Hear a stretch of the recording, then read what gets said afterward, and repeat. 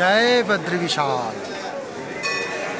আমরা এখন এইমাত্র ভগবান নারায়ণের দর্শন করে বদ্রীনাথ ধামে আমরা রয়েছি।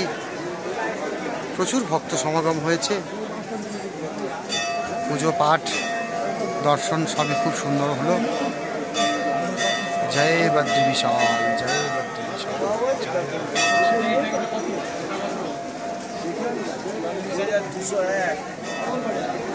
জলের ফোঁটা কোথা থেকে পড়ছে?